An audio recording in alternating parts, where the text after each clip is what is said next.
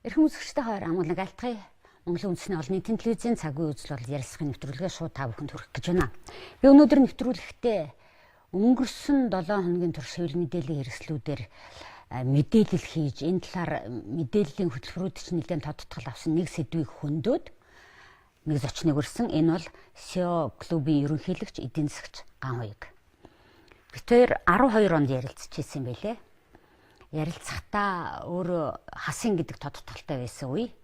Тэгээд тэр банкнд ажиллаж одоо залуучуудаа их орон сэтгэлийн тухай ярьж Монголын төрийн далбаатай карта гаргаад ярьж исэн. 5 жилийн хугацаанд таны ярьж байгаа, ярилцлага өгч байгаа, энэ тэнд мэдээлэл хийж байгаа чи их өөрчлөгдсөн байна. Нэлээд тийм адармаатай гэмээр асуудлууд орсон юм шиг надад санагдсан. Энэ бол миний дүгнэлт. Яагаад гэвэл энэ миний одоо жишээ болгоод нэвтрүүлэхдээ өрсөн шалтгаан бол энэ одоо би одоо хувьцаа эзэмшиж байгаа гэдэг байгаа 1072 хувьцаатай би чинь Эрдэнэс 5 толгой компаниас тэрний Эрдэнэс MJL компани нэг алтан хувьцаатай байна.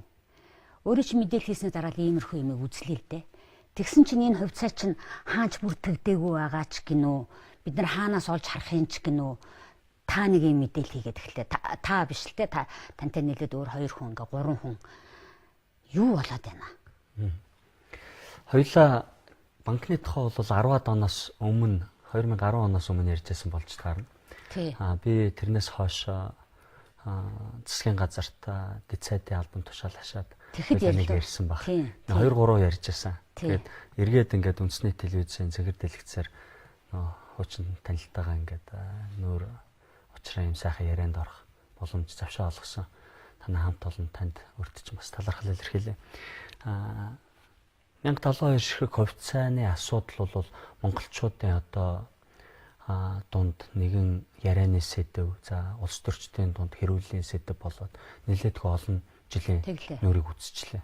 Бид нарыг эвлүүлж нэгтгсэн гэхээсээ илүүтэй ямагт талцуулж эвдрэлцүүлсэн юм ярианы сэдв болчлоо. Угтаа бол энэ өөрөө Монголын нийт иргэдийн баялагийг иргэддээ эзэмшүүлэх, тэрнийг нь өсгөж хүндэлгэх одоо гол үүргийг иргэн засагтайгаа хамтраад 1072 ширхэг хувьцаагаараа дамжуулаад ингээд хамтдаа ажиллах ёстой гэсэн юм газрын хэвлэлдэх баялагийг иргэндээ хуваарлах юм шийдвэрийг бол 2010-11 онд засгийн газар бол гаргаж ирсэн. Тэр үед бол нүүрсийн үн өсөд яваад ирсэн. Эдийн засгийн өнгө сайжраад эдийн засаг маань өөдөө өсөд ирсэн юм сайхан үе байсан. Дурсамжтай үе байсан. Тэгээд үүнээс хойш бол бид маш их найдлага, гордлого өөртөлж тээсээр явж ирсний илэрхийлэл нь бол өөрөө эргээд 1072 ширхэг хувьцааг хэрхэх юм бэ? Байлгаж явах юм уу? Зарчих юм уу? Зарим хэсэг нь автсан гэж байгаа. Мөнгөө авчих юм уу гэдэг ингээд монголчуудын дунд бол нэг сэдв болоод ирсэн. За мэдээж яриг энэ сошиал ертөнцид телевиз сэтгүүлчид эдийн засагч улс төрчдийн хувьд бол арай дээгүүр түвшинд гараад ирэхлээр энэхүү компани хувьцааг яаж шийдвэрлэх юм бэ? Эрдэнэс 5 толгой гэдэг энэ хосгүй том уул уурхайн баялагийг бид нар яаж хамгийн үр ашигтайгаар хамгийн хүртээлтэй байдлаар иргэдтэй наалдцтай байдлаар ашиглах ёстой юм бэ гэдэг мэтгэлцэн хэлэлцүүлэг явагдсан. Төмөр замаар гаргах юм уу, машинаар ачиж гаргах юм уу, 5 толгой дээр тулгуурлаад энэ Монголынхоо эрчим хүчний тодорхой хэрэгцээг хангасан цахилгаан станцаа барих юм уу? За энэ барьсан цахилгаан станцаа тэгвэл хятад руу одоо эрчим хүч экспортлох юм уу? Оюут толгой уурхайн одоо эрчим хүчний хэрэгцээг эндээсээ хангах юм уу гэд асуудлууд бол мөн ч олон гаргалгаа ярьсан. Энэ баялаг нь бол өөрөө Монголд ингээд байж исэн газрын дотор хадгалагдаад ирсэн. За жижиг 5 толгой гэдгээр бол одоо хүмүүс ихэнхдээ нөгөө одоо хувийн хөрөнгийн бирж дээр зарагдаж байгаа компани хувьцааны талаар бол их ярих дуртай. Тэр нь өөрөө нөгөө 51% нь орон нутаг буюу Өмнө Гав аймаг эзэмшдэг.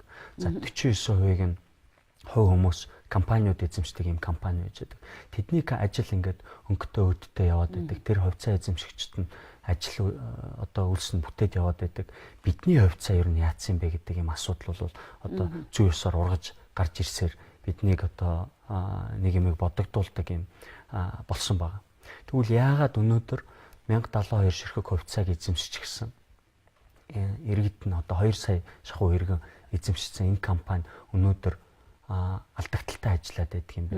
Өртөө ажиллаад байдаг юм бэ гэдэг дээр бид нар өнөөдөр хөрөнгийн бирж дээр одоо энэ хувьцааг нь яагаад гаргадаггүй? Яагаад бид нар өөрийнхөө одоо хувьд шилжүүлээд авсан байгаа хувьцааг зараад борлуулчих болдгүй юм. Одоо 6-7 жил харлаа энэ сая төгрөгийн хувьцаа чинь сая төгрөгөөрөө байгаа мó 3 сая болцсон юм уу? Бүр үнэгүй болцсон юм уу? Яасан бэ гэдэг юм асуултууд бол яхаар гургаж гарч ирж байгаа. Энэ дээр хариултыг цөмөөрөө хамтдаа хайж олё. Энэ нэг мэдээлэл нь олддоггүй нуугдмал компани. Яагаад Монгол улсын одоо компани тухай хуулийн захирагдаад хувьцаа эзэмшигчдийн эрхийг хамгаалаад хурал цуглаанаа хийчихдэг юм. Мэдээлэл гаргацдаггүй юм гэдэг энэ асуултуудад хариултыг олж авахар одоо Наранбаатар одоо уул уурхай инженер эдийн засагч мөн хуульч баяр бид гурав хамтраад олон түмэнд хандсан юм явдал болсон.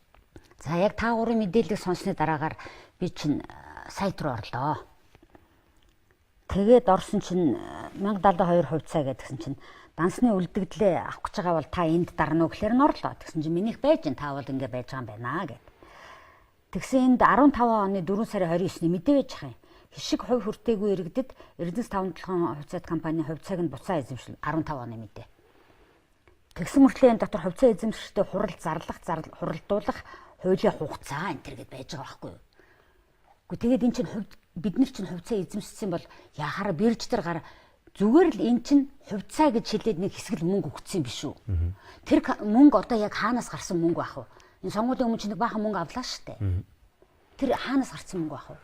Тэгэхээр 10 оноос хойш бол энэ засгийн газар улсын их хурлын холбогдох одоо тогтоол шийдвэрүүдийг хэрэгжүүлэх тодорхой алхмууд бол авагдаж ирсэн. За харамсалтай нөгөө уул уурхай дээр бид нар өнөөдөр хамгийн өнгөтэй өөдтэй энэ хэсгийг нь сорчлоод аваад байна гэдэг шиг энэ тогтоол шийдвэрүүдийг манай дарга нар ингээд бас яг тийм сорчилж өөрсдөө ашигтай таалагдсан хялбар заалтуудыг хэрэгжүүлээд ирсний жишээ бол одоо энэ хувьцааг эргүүлж худалдаж авах бэлэн мөнгийг иргэдтэй сонгуулийн өмнө одоо сонгуулийн саналыг худалдаж авах тийм хэрэгсэл болгож ашиглаж ирсэн. Ямарваа нэг одоо нийгмийн бухимдал асуудал үүсгэхлээр хүмүүсийнхээ ингээд амыг тагалцдаг юм хэрэгсэл болгоод ашиглаад ирсний илрэл байгаа. Дуртай үедээ за бид нар авчио наад хувьцаа гэж дургүй үедээ за наатахаа зарчих уу гэдэг. Өнөөдөр зүгээр нэг жижигхэн жишээгээр ярихад нэг жижиг 5 толгойн хувьцаа бол хөрөнгөний бирж дээр зарагдаж байна. Сая сүүлийн 12 сарын хугацаанд хувьцааных нь үнэ нь 125% өссөн байна. Нэг бүтэн нугарцсан байна гэсэн үг шүү дээ. Одоо хувьцааных нь өнөөдөр хөрөнгөний бирж дээр зарагдаж байгаа. Тэр нь яаж вэ нөхлөр жижиг 5 толгой 16 оны хувьд том 5 толгоогоос одоо бидний хувьцаа эзэмшиж байгаа компаниас ялгаатай нь болохоор 4 тонн нүрс гаргасан байна. Манай Эрдэнэс 5 толгой одоо бидэнд байгаа мэдээлэлээр бол 7.5 тонн сая тонн нүрс гаргасан байна. Тэгвэл тэр жижиг 5 толгой нь өнөөдөр 79 тэрүүм төгрөгийн юу ашиг хуримтлуулсан байж байгаа байхгүй балансан дээр. 70 гаруй сая төгрөгийн тэрүүм төгрөгийн ашиг хуримтлуулсан байж. Тэгвэл манай хувьцаа эзэмшдэг 2 сая иргэн хувьцаа эзэмшиж байгаа компани 450 тэрүүм төгрөгийн алдагдал хуримтлуулсан. Нөгөө нэг 80% нь одоо засаг эзэмшиж байгаа компани чинь 2 сая иргэндээ одоо компани сайн ажилуулна гэдэг туудсын тавиад, захирлын тавиад ажилуулад байдаг. Маш их олон одоо тэрүүм төгрөгөөр гэрээнүүд хийгээд байдаг. Нөгөө нэг өрийг дараад байна гэсэн байж аж өрмөө дарагдаагүй Эрдэнэс 5 толгой гэдэг компани 860 тэрүүм төгрөгийн өртөө хэвээрээ явж байдаг. Нөгөө Чалкогийн өрийг дараад байна гэсэн чинь өөр дотоодын банкудаас хөгжлийн банкнаас зээл авцсан. Тэрэн дээр ийм их хэмжээний өрийг хуримтлуулсан явж байгаа байхгүй. Тэгэхээр мэдээллийг сорчилж бид нарт өгөөд байна. Ямар мэдээлэл тухайн үед одоо эрх баригчдад хэрэгтэй байна. Тэр мэдээллээр сенсац хийдэг. Тэгээд хувьцааг эсвэл зарчих, эсвэл одоо зархаа байлаа хувьцаагаа барай сууж игээд ингээ хүмүүсийн одоо нөгөө сонирхлоор нь тоглоом хийгээд байгаа юм л үйлдэл бол газар авчлаа л да. Энэ бол өнөөдөр болж байгаа үйл явдал ш. Энэ компани байгуулснаас хойш болсон гонигтай түүх бол юм байна.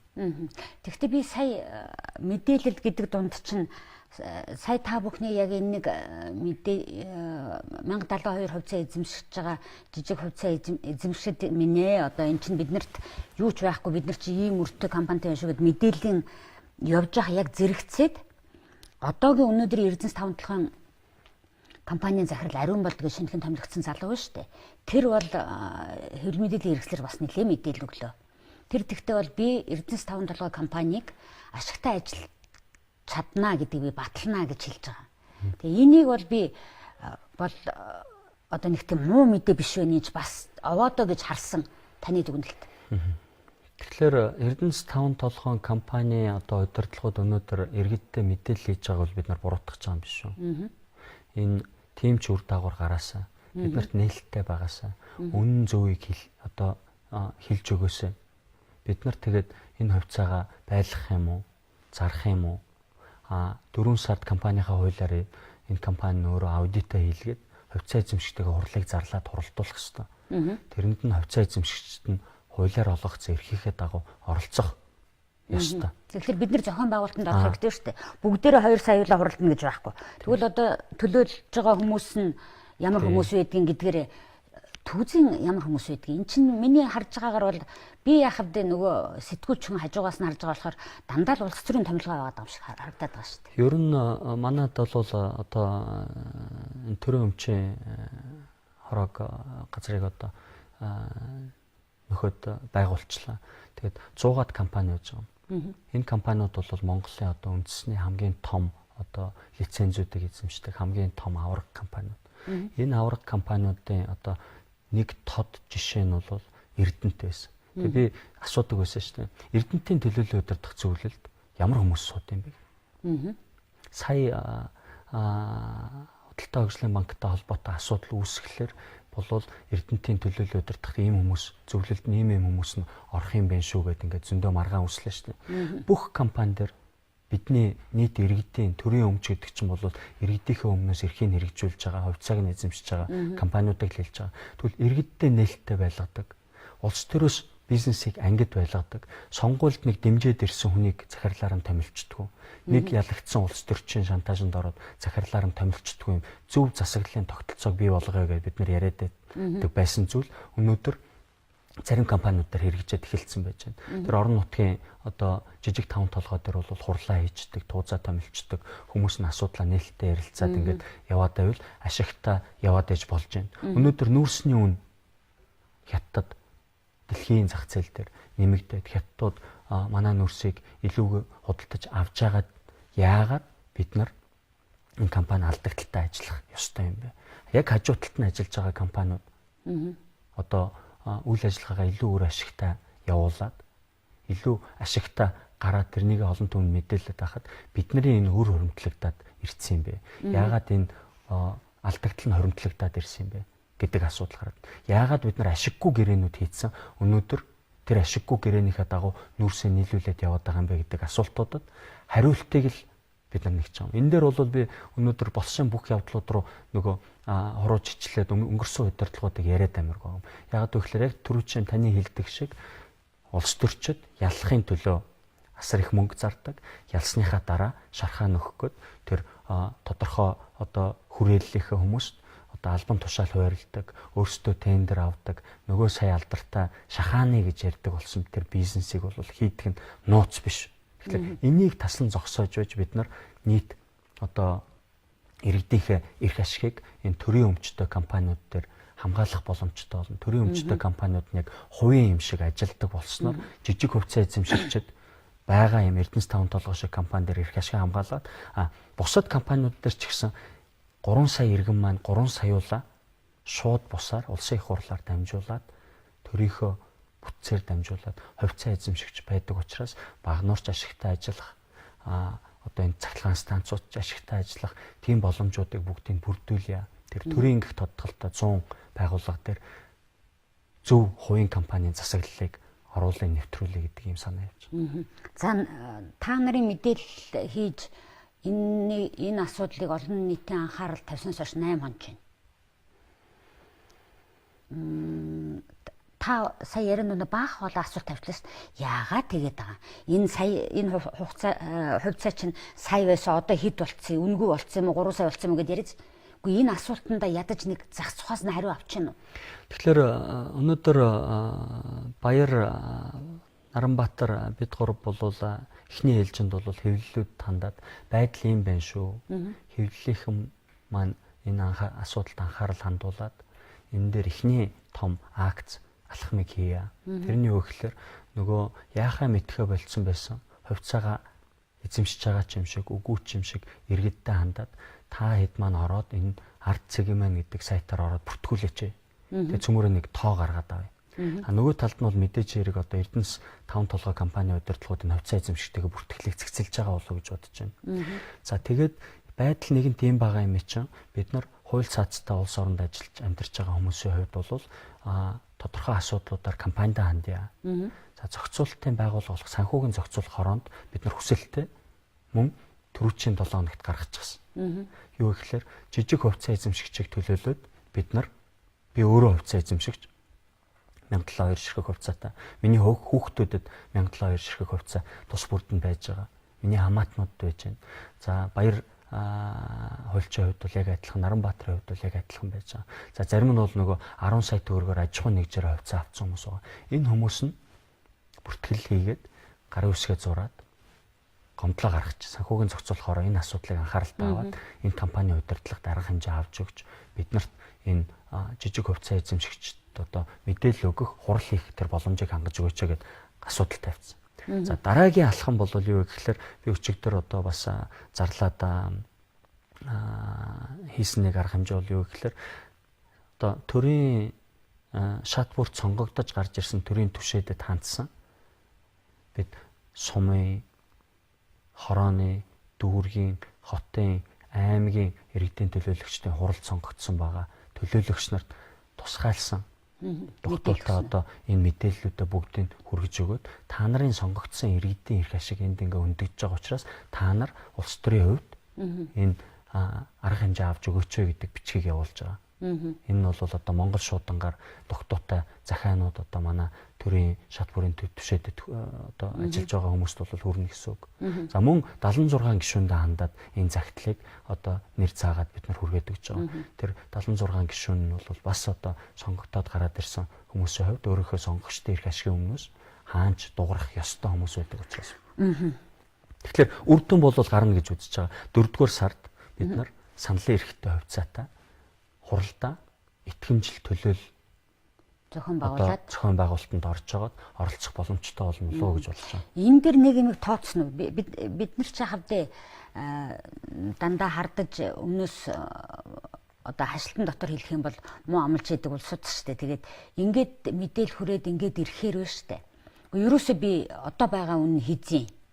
Би ерөөсөө мөнгө авъя. За тэр мөнгө компанийн байгууллагынхаа юугаар 10 саяар 20-30 саяар авцсан компаниуд одоо бид нар тэр мөнгө ядаж одоо тэрийг авъя гэд ингэх юм бол 800 хэдэн тэрбум төгрөгийн алдагдaltaй компани бүр амар юм болох тийм эрсдэл байгааг та нар тооцсон уу? Эрсдэл бол байж байгаа. Энийг бол тооцоод өмнөх засгийн газарт энэ компани удирдлагад ажиллаж байсан хүмүүс бас шийдвэр гаргахад хэцүү байсныг бол би бас хүлээн зөвшөөрч байгаа. Гэхдээ өнөөдөр мэдээлэл бол чөлөөтэй хөрвдөг байх хэвээр. Бид нар өөрсдөө ухамсартай хүмүүс өөрсдөө шийдвэрүүдээ гаргах хэвээр. Эхний ээлжинд бид нар хурлаа хий, мэдээлэл авъя гэдэг. Хоёрдугаарт бол тэр мэдээлэл гараад ирэхлээр бид нар үнэлгээ хийх боломжтой болно. Энэ компани үнэлгээ нь хэд юм бэ? Нөөц нь хэд юм бэ? Бид нарыг мэдээлэл хийснээс дараа хэдэн хүмүүс хэсэг хэсгээрээ гарч төвлөлийн багварлууд тэгээд за бүр үлгэрийн юм шиг тоонууд ярьж байна. Хүн болгонд 70 тэрбум төгрөгөөр одоо нөгөө популистууд гарч ирээд энийг одоо шууд цөмөрөө зарчээ 70 тэрбум доллараар эднэр гэдэг. Боломжгүй айгүйх ярьж байгаа байхгүй. Энэ тарих угаалтыг ер нь зогсоогоод улс төржилтийг зогсоогоо зөвхөн мэрэгжлийн хүмүүсийг оруулаад эдийн засагт санхүүч бизнесийн хүмүүс ороод энэ компани өнөөгийн нөхцөл байдал дүгнэлт хийгээд тэгээд өнөөдөр нүүрс юм үнэтэй байна. Бид нар ийм гэрээнүүд хийж байна. Ийм байдлаар ухаж гаргаж ирж байна. Өртгөн ийм юм байна. Өмнөх тэр алдагдaltaй хийсэн байгаа ойлгомжгүй хурдтай нэртэй цаана хэн байгаа нь ойлгомжгүй компаниуд айгүй өндөр үнэтэйгээр ухаад ингээ гаргаад цааш нь зараад байдаг. Тэр гарч байгаа зардал нь өөрөө тодорхой нэг 10 хэдэн мянган төгрөг байхад цаашаа нөгөө нөхдүүд энэ компанитай угаж гаргах гэрээ нь одоо 50-60 долларын гэрээнүүд хийцэн байгаа юмнуудыг гаргаж ирээд таслан зогсоогоод аудит хийлгээд нөөцөн дээр нь үнэлгээ хийгээд тэгээд энэ удирдлагатаа тохироо хийгээд удирдах зөвлөлд нь хүмүүсээ суулгаж хяналтын тогтолцоогоо бүрдүүлж хагаад ажилуулад ирэх. Одоо энэ удирдах зөвлөлд ийм чадвартай юу? Тэгэхээр би тэр удирдах зөвлөлд нь яг ямар хүмүүс байгааг мэдэхгүй байгаа учраас бол мэдэхгүй байна. Тэгэхээр төрийн томилгоонууд бол явцсан. Энэ хувь иргэдийн төлөөлөл бол удирдах зөвлөлдөр байхгүй байна. Тэгэхээр энэ дээр бол бид нар тэр хараат бус гишүүдийг томилдог. Жижиг хувьцаа эзэмшигчдийн төлөөлөгчдийг томилдог. Тэр компани хуулинд байгаа кумулятив аргаар энэ хүмүүсийн төлөөллийг оруулах тэр жижиг хөшүүргүүдийг хэрэгжилж жижиг хувьцаа эзэмшигчдийн эрх ашгийг хамгаалах боломжууд байгаа. За нөгөө талдаа бол засаг дангаараа шийдвэр гаргаа явчихсан бол энэ Чалкогоос авсан өр, энэ хөгжлийн банкнаас авсан өрүүд хаашаа орсон юм бэ? Тэрийг буцааж авах боломжтой юм уу? Ямар гэрээгээр хүнд төлөгдсөн? Яагаад нэг хувьцаа эзэмшигч нь мөнгө зээлж авчаад тэрнгүүрээ бусад хувьцаа эзэмшигчдийн мөнгө одоо хувьцааг худалдаж авахд зарцуулсан юм байна. Тэгвэл эн чинь өөрөө үнэлгээнд яаж тусах юм? Баланс тайлан дээр яаж тусах ёстой байсан гэдээ бид нар харж тэмтэрч үзмээр байгаа байхгүй. Тэгжээж мэргэжлийн дүгнэлт хийжээж бид үнэлгээ гаргаж ирнэ. За тэгээ шинэ бизнес төлөвлөгөө гараад тэрэн сонингоор хэвлэгдээд хувьцаа эзэмшигчтэй хүрэхлээр би энэ хувьцаагаа аваад үлдээ. Энэ нь бол жил 2 жилийн дараа тэд болчих юм байна. Ногдлаа шиг авах юм байна. Боломж юм байна. Төмөр зам тавигдчих юм байна. Бид нар цахилгаан станцаа барьчих юм байна. Угаах үйлдвэр барих юм байна. Тэгвэл угаагаад боловсруулаад зараад байвал бид нар нөгөө нэг яриад байдаг Австрали, Индонези, Оросын, Япон гэнэ Америкийн нүүрстэй өрсөлдөх боломжтой байна. Ийм авраг том дэлхийн тоглогч би хувьцаа эзэмшигч баймаар байна гэдэг ингээд шийдвэр гарч болно шүү дээ. Тэгвэл тийм болохын төлөө цөмөр хамтдаа өнөөдөр ажиллая л та гэдэг уриалгыг бид нар гаргаад байна. Би шал утгагүй асуулт тавьж иж магадгүй. Яагаад бид нар энийг ийм удаан анзаарахгүй хөрөнгөний бирж дээр ч гараагүй хувьцаагаа би хувьцаа эзэмшиж байгаа гэж бодоол яваад яагаад бид нар энийг ингээд анзаараагүй юм эсвэл яасан? Яг сүүлийн үеийн үйл явдлууд бол ерөнхийдөө нааштай тийм хэд хэдэн үйл явдлууд болж байна.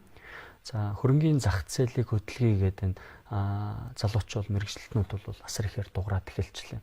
Яагаад ер нь бид нар чинь зөвхөн банкнаас юм хамааралтай банкны монополь дарлалд ингээд орцсон улс юм бэ. Мөнгө босгосон ч тэр мөнгө хадгалсан ч тэр сонголт байхгүй. Тэгвэл өнөөдөр олон улсын зах зээл дээр гарах хувьцаа авах, бонд авах юм мэдлэгтэй чадaltaй залуучууд зөндөө гараад ирж байна. Тэд нар юм ярьж байна. Сэтгүүлчдийн санхүүгийн боловсрол үлэмж хэмжээгээр дээшилж байна. За миний хувьд бол тэр хэвлэх үйлдвэрээ хувьчлалд оролцсон. Хувьчлал руу гэрэл тусгацсан. Юу гэхээр 1 сая төгрөгчтэй ч вэ 100 мянган төгрөгтэй ч вэ олон тэрбум төгрөгийн баялагийг хувьцаагаар эзэмшиж болдсон байх гэдэг энэ ойлголтыг нийтэд нийгэмд ингээд нэг ойлголт төрүүллээ шүү дээ тэр хэвлэх үйлдвэрээ хувьчлалаас бол би сая төгрөгтэй үжиж 7 тэрбумаар дуудаж байгаа хувьчлалд хамтдаа оролцож болох юм байна. Олонний хүч оломгүй далаа. Үний юм байна гэд хүмүүст итгэл төрчлөө. Тэгвэл улс төрчдөд бол хувьчлалыг цааш тавиулахад бол энэ ард нийтэд оролцуулахгүй бол зүгээр нэг харанхуй өрөөнд тэдэн хүмүүсийг цуглуулад дуудлага худалдаа гэдэг юм харанхуй хар харьцагт ханцуун дотроо наймаалцдаг явдал бол байхгүй шүү гэдгийг ойлгуулчихлаа. Хөшигний цаана энэ нээлттэй эдийн засаг зах зээл бол явах боломжгүй юм байна. За яг энэ бол тэгээд энэ нөхцөл байдлуудын түлхээсээр сүүлд бол тэр эрдэнтийн асуудал. Одоо иргэд бол эрдэнтийнхээ хувьцааг нэг нь авч болж байгаа юм бол 3 саяулаа эзэмшээд гэдэг ингээд бүр том улс төрчтэй амнаас тийм өгнүүд гарч ирж байна шүү дээ. Энэ бол өөрөө ахиц дэвшил итгэлийг төрүүлж байна. Тэгэхээр энэ процесс нь өөрөө явсаар хагаад өнөөдөр нөгөө 4 сар болоод ирэх гээд ирэхлээр миний хувьд бол одоо ард санхүүгийн нэгдлийн гүйцэтгэх захирлын хувьд энэ хувьцаан дээр жижиг хувьцаан дээр бол дугуйрч явъя гэдэг юм шийдвэрийг гаргаад хоёр нөхөртэй хандаад энэ асуудлыг одоо өргөж гаргаж ирж тавьж байна. Тасаа сайн гэж тодорхойлох нөхцөл байдлууд өнөөдрийн энэ асуудлыг ингэж хүндэт тавихад гарлаа гэж бодож байна. Гэтэл 25 6 жилийн өмнө бид нар тэр их хувьчлал гэж явж байхад юу ч мэдэхгүй. Яхан цэнхэр хоёр цаас барьж гүйж байгаа тэгээд одоо яасан мэддэхгүй дийлэнх нь тийм байдалтай байж байна. Гэтэл миний одоо нэг орчуулсан номон дээр өөрчлөн байгуулалтын энэ үе бол тэр Оросын зохиолчлоо. Энэ бол өөрчлөн хуваарлалт байлаа. Орос орны хамгийн одоо сүүгээр ярих юм бол өрмөн тэ цөцгийг нь ерөөсөө ямар ч үнгүүгээр гараас гард дамжин булааж авчаалаа гэсэн энэ манад бас тэгэл өнгөрсөн. Энэ бид нар мэдээлгүй байсных. Одоо тэгээд бас ингээл мэддэг хүмүүс олон болж байгаа мэдж байгаа боловч 1072-оо бас одоо байгаа юм шиг мөнгөтэй мөнгө болохын үгүйг нь ч сонирхгүй байгаа маань энэ мэдлэг бас мэдээлэл хүрэхгүй байгаа гинэ. Эсвэл бас энэ мэдээллийг ингээд албаар хүргээгүй хав. Яг өнөөдөр хоёулаа суугаад энэ талаар ингээд үнснийхээ телевизээр ярьж байгаа гэдэг чинь өөрөө одоо хэдхэн жилийн өмнө боломжгүй байсан зүйл байхгүй. Ягаад гэвэл энийг бол хүчээр хаадаг, боодог зөвхөн одоо улс төрийн эрх мэдлийг авцсан байгаа намын одоо санхүүжилтийн нэг хэрэгсэл болгож ашиглаж ирсний төрийн компаниудыг ер нь дандаа одоо олонний анхаарлаас хол байлгаж агаад нөгөө нэг дахин хуваарлалт гэдэг нь хийгдэх тийм боломжийг өөрсдөө гаргаж ирэх гэж одоо эрх мэдлийн төлөө зодтолж ирсний одоо гор нь байхгүй. Тэгэхээр өнөөдөр бол асуудал нээлттэй яригдаад эхэлчлээ. Өнөөдөр энэ 2017 онд ерөнхийлөгчийн сонгуул болно. Тэгвэл өнөөдөр энэ сонгуулийн кампанит ажил эхлэхээс өмнө бол би нар энэ асуудлыг тавиад аль талаасаа дэвшиж байгаа хүмүүс нь энэ асуудлыг анхаарлынхаа төвд гарч ирээд ерөнхийлөгч бол бүх ард нийтээсээ сонгогддог албан тушаал. Тэгвэл бүх ард нийттэй зүгээр мөнгө амлах биш энэ өмнө нь өгцөн байгаа бидний өмчийг одоо өмчлөх тий. Одоо үндсэн хуулиар хамгаалагдсан байгаа хувийн өмч хөрөнгийг хамгаалах шаардлагыг бол бид нар тавьжиж энэ сонгуульд орох ёстой гэж нөгөө хувьсгалын тохироо гэж яриад байдаг шиг юм бүх юм бүрэлдээд ирлээ л дээ. Мэдээж хэрэг өмнөх алдаануудаасаа бид нар алдаагаа бол засаж залруулахад бол хэцүү байж мэднэ. Гэхдээ алдаанаасаа суралцахгүй байгаа нь бол өөрөө бид нар хамгийн тэнэг байдалд орно шүү дээ. Тэгвэл 91 онд 92 онд 93 онд явагдсан тэр ягаан цэнхэр тасалбарын хувьчлал дээр бид нар яагаад алдсан юм? Яагаад олон нийтэд иргэддээ мэдээлэл өгв? Тэгвэл тэр алдаа чинь бид нарт маш үнэтэй ч гэсэн нэг сургамж болоод тэр сургамжаасаа суралцаад бид нар дахиж алдаа хийхгүй, дахиж нэг ч хувьчлалыг дарга нарын өрөөнд явуулахгүй. Бүгдийг нь нээлттэйгээр хөрөнгийн бирж дээр явуулъя. Өнөөдөр энэ орчоод байгаа санхүүгийн хямралаасаа гарахын тулд энэ хөрөнгийн бирж гэдэг хөрөнгийн зах зээлийг ашиглая. Бид нар нүүрсээ сурчилж нэг хэдхэн жилийн юм одоо бизнес хийхээ болий. Хэдхэн дарга нарын халаасыг төмтийлэгдэг бизнес байхын болий. Сайлын үнэ нийт ард түмний сайлын үнэ байх болохоос биш, Монголын сайлын үнэ байхаас болохоос биш, нэг хэсэг ялсан намын дарга нарын сайлын үнэ байдаг байдлыг болиулъя. Эрдэмтдэр ч тэр, Монроос Цветметтэр ч тэр өнөөдөр энэ Монгол шуудан дээр бид нар 30000 гуулаа орцсон байж байна. Хувьцаа эзэмшигч болоод тэр компани өнөөдөр ашигтай ажиллаж байна. Тэрэм төрний ашиг хийгээд ногдол ашиг хуваарлахаар боллоо. Нэгэн жилийн дотор бид нар тэр тайлангийн нээлттэй болгож чадж байна. Тэгвэл энэ өмчийнхээ эзэн Монгол хүмүүс байж болж гин шүү дээ гэдгийг ингээд нөгөө харуулад байгаа байхгүй. Тэгвэл одоо төрийн банкны хувьчлал энэ эзэн тодорхой гэнгээд тодорхой хүрээнд яриад байгаа байхгүй. Тэгвэл цөмөрөө одоо босъё л та. Өөрийнхөө хөрөнгийн төлөө үр хүүхдийнхээ өв хөрөнгийн төлөө босоод төрийн банкыг хөрөнгийн биржээр арилжаал. Хөрөнгийн биржиг өөрийг нь хөрөнгийн биржээр арилжаал. Тэрийг дуудлага худалдаа гэдэг нэрээр нэг хэдэн гадаад дотоодын байдгүй компаниар офшор компаниудаар дамжуулж агаад худалдаж авдаг зардаг байдлыг болио. Иргэн бүр тэрэн дээр чадлынхаа хэрээр оролцъё л та гэдэг ийм санаа яваад. Тэгвэл иргэний оролцоо байж арчилсан тэр чөлөөтэй нийгмийн тогтвортой байдлыг хангахын тулд бол бид нар иргэнэ чинээлэг байлгаж баян иргэнтэй баян улс байдаг болохоос биш ядуу иргэнтэй баян улс гэж байхгүй. Баян улс иргэнтэй ядуу улс гэж байхгүй. Тэгэхээр энэ хоёрын энэ харилцан шүтэлцээ зөв тодорхойлоо гаргаад ирээ. Дэлхийд бол ийм одоо зөв хөгжлийн голдролыг тодорхойлсон улсууд цөөхөн байна. Цөөхөн ч гэсэн байгаа. Тэгвэл цөмөрөө зөвийнх нь замаар нь явъя л та. Тэр нэг хит баяжсан дийлэнх олон хит ядуурсан нийгмүүд ямар айхтар тийм дайн хувьсгал гарч өнөөдөр бий болгосон бүтээсэн зүйлээ бүгдээ нураагаад эцсийн дүндээ харийн боол болоод колон болоод ингээд дуусч байгааг нь 21-р зуунд бид нар хангалттай харлаа шүү дээ. Тэгвэл энэ дээр одоо ухаараа зогсъё зөв голдролтод бүх юм оруулъя. Энэ баялагын хуваарлалтаас бидний ирээдүй, бидний тусгаар тогтнол, бидний эрх чөлөө, бидний хүүхдүүдийн сайн сайхан амарч шүү гэдгийг л цөмөрөө тогтоод авмаар байгаа байхгүй. Энэ 2017 онд чинь би одоо тантай ярилцсан бэлдээл юм үзэж байхдаа таны яриан дотор сонссон 7 том төрийн өмчөд юуг хувьчлах юм гэж энэ 17 онд гэж штэ. Өөрөө чи ярианаас л би энэ нэвтрүүлэгт бэлтгэхийн тулд олж сонслоо. Ямар 7 юм? Тэр нь сая таны ярьдаг төрийн банк байгаа юу? Төрийн банк байгаа, Монголын хөрөнгөний бирж байгаа, Монгол шуудан байгаа, за оргил байгаа, Эрдэнэт булганы цахилгаан түгэх компани байлаа. За нөгөөх нь юу вэ? За ингээд лав 5 юм байгаа юм байна те. Тэгэхээр энэ тухай 7 компани байгаа гэж штэ. Энэ тухай мэдээлэл ерөөсөө энэ нэг таны сая ярьсан ирээдүйн хойчхон тухай бид нар энд мэдээлэлтэй байх хэрэгтэй. Баян байна гэдэг бол мэдээлэлтэй байхын эхлэл, мэдээлэлтэй байх нь баян байхын эхлэл. Тийм. Баян гэдэг нь чи одоо зүгээр хангалуун сайхан ядуул байхгүй төлөөл бид нар одоо тэрийг л яриад байна штэ. Тэгэхээр таны яриан дотор бас нэг юм байгаа. Одоо ингээд нэг шахалт үзүүлье гэд ингээд байгаа байхгүй юу?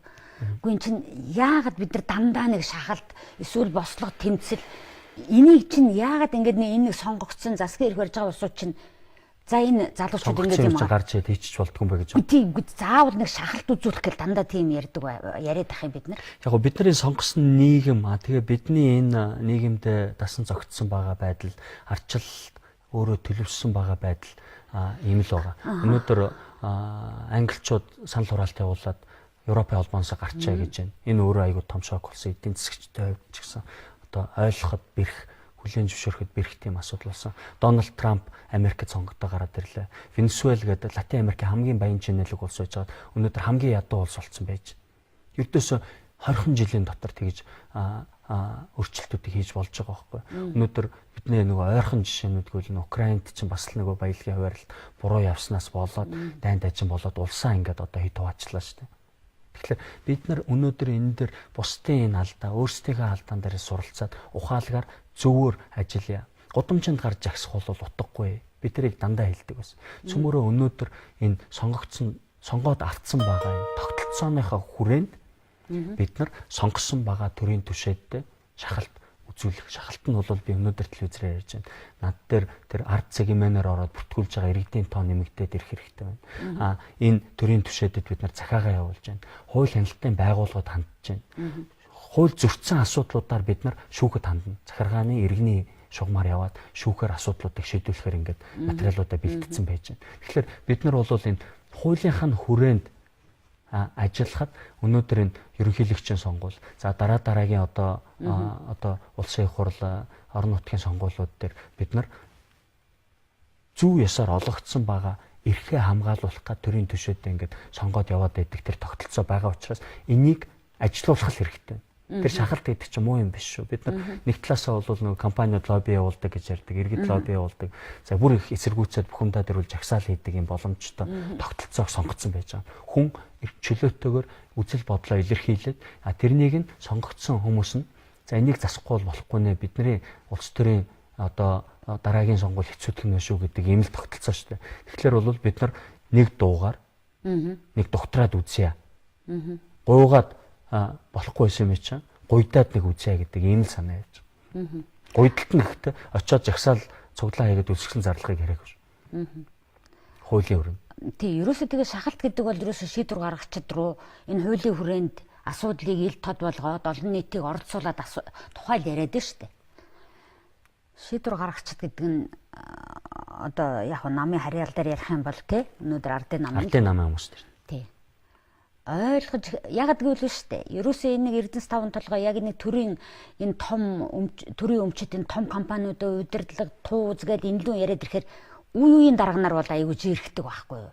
Тэрийг би одоо олон жил энийг ингээд ярилцлага хийгээ явж байгаа усад тэгээд эний чинь яг шийдвэр гаргадаг энэ дунд нь ингээд үгээ хэлээд орох тэр шийдвэр гаргагчид ямар реакц вэ? Анхны реакц таны мэдэгдэж байна уу? Өнөөдөр энэ дээр болов дэмжлэг маш их байна. Яг тэгэхээр сая түрүүжил яг сонгуулийн сэмхийгээр тэр нэг хэсэг нөхдүүд одоо 49% Эрдэнэт дээр авнаа гэдэг ингээд явхад бол бид нар ард иргэд төрийн түвшээд бол шударга хууль ёсны тал зогсоод бол шийдвэрүүдийг бол гаргаж байгааг бол дэлхийн нийтээр бид нар монголчууд бид нар өөрсдөө харлаа. Тэгвэл эндээс бол урам зориг гараад бид нар бол тодорхой хэмжээнд ингээд нээлттэйгээр олон нийт нь сонгогчд нь хэвлэлтэйгээр эдийн засагч судлаач эрдэмтдтэйгээ нийлээд ингээд дуу хоолойгоо нэгтгэхэд яваад байвал бид нар тодорхой ахиц дэвшлиг гаргаад энэ нийгмийг тэр нөгөө шахааны бизнес авилгалаас зүгээр улс төрчид яриад нэг бид нар таалагдах гэж лоозон гаргадаг хэмжээнд биш яг үнэхээр амьдрал дээр шат бүрт баахгүй болгоод энэтэй ингээд бодтойгоор тэмцдэг тэр шахааны тендерийн асуудал бүр баахгүй болгосон тийм зам руу оруулах боломж бол бидэнд байна. Бодиттой боломж байна. Энэ бол түүхэн боломж гэж харж байгаа. Ягаад вэ гэхээр бид нар өнөөдөр эдийн засгийн хүнд байдалд орсон байгаа нь бид нар нөгөө хотоодороо одоо нөгөө сэтгэл санал өгнө гэдэг шиг өнөөдөр биднэрт бол зайлшгүй эдийн засгаа сайжруулах боломж хэрэгцээ байгаа учраас бид нар өнөөдөр ард иргэдтэй хандаад энэ уриалгыг гаргаж байгаа. Цөмөөрөө эрх ашигынхаа төлөө дуу хоолойгоо нэгтгэхэд эрх баригчдад саналаа өгчөө. Саналаа өгчихлээр энэ хэд маань энэ асуудлыг шийдээд өгнө баха гэж бодож байна. За та 3 том хүчин зүйлийг ярьлаа шүү дээ. Одоо энийг дэмжлэг байгаагийн. За эрх баригчдад бол тэгж байна. Хэвлэлийн тухайд та хэвлэл мэдээллийнхэнд эхлээд хандчихлээ. Та хэд тийм ээ? Хэвлэлийн реакц ямар байна? Яг бол өнөөдөр хэвлэл мэдээллийн хэрэгслийг одоо бидний ажилдаг энэ хэвлэл мэдээллийн хэрэгслийг ярихаар л дандаа ардаа эзэнтэй би ч одоо өөрөө зөндөө тийм болоо яриа. Ингээл ярилцж байгаа хүмүүс маань яриад идэг байхгүй юу? Тэгэхээр энэ бол захиалгатай наадхыг чи эсвэл хэрэгсэхгүй эсвэл наадхыг чинь бүр ингээд замхруулаад биш эсвэл гал дээр тос нэмж байгаа юм шиг ингээд шууруулна эсвэл наадхыг чинь замхруулна ингээд хэвлэл мэдээллийн хэрэгслээ хүртэл бид нэр одоо тийм хоёр өнгөөр харах гээд байгаа байхгүй. Тэгээ энэ асуудал бол яг урд өмнө нь тавигдчихсан тэр хурц байдал бол гайгүй болсон. Өнөөдөр би бол өөрийгөө бас нөгөө хэвлэл мэдээллийн ажилтсан шиг ажиллаад байна гэж үзээд байгаа. Над дээр Twitter дээр 150 мянга, Facebook дээр 120 мянга.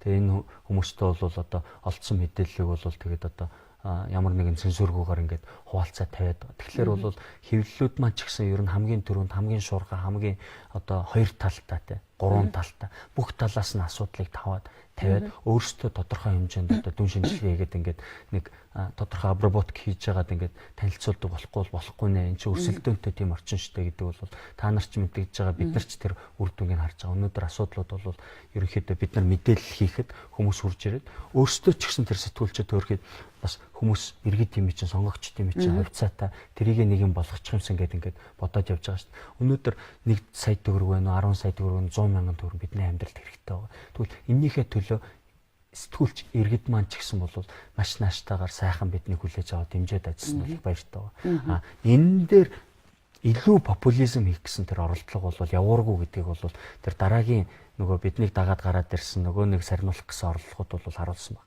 Иргэд бол наантаа цаантаа бас үнэн мөнийг ингээд ялгах салгахтайгаа болсон. Энэ худлаа яриад байна. Энэ зөв яриад байна гэдгийг бол хараад байгаа. Яагаад вэ гэхээр бид нар өнгөрсөн одоо хугацаанд маш их молиг өмгцсөн ард түмэн.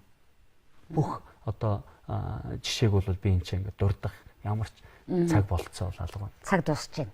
Нэвтрүүлгийн цаг дуусч байна гэж хэлж байна. Тэгэхээр би сая шийдвэр гаргах төвшингийн хүмүүсийн анхны хандлага реакцийн тухай асуучлаа. Хэвлэл мэдээллийн хэрэгсэл та бүхэнтэй хамтарч ажиллаж энэ талаар бас дүгнэлт хийсэн, ухсан, ойлгосон, таних мэдүүлсэн хэвлэл мэдээллийн мэдээлэл рүү явж байгааг хэлчлээ. Одоо нэвтрүүлгийн төгсөлд бид за 1072-оо хах 500-ыг нөхцсөн хүн. Та нарын хэвлэлийн баг хурал хийж хахад нэг хүн орж ирсэн байлээ шүү дээ.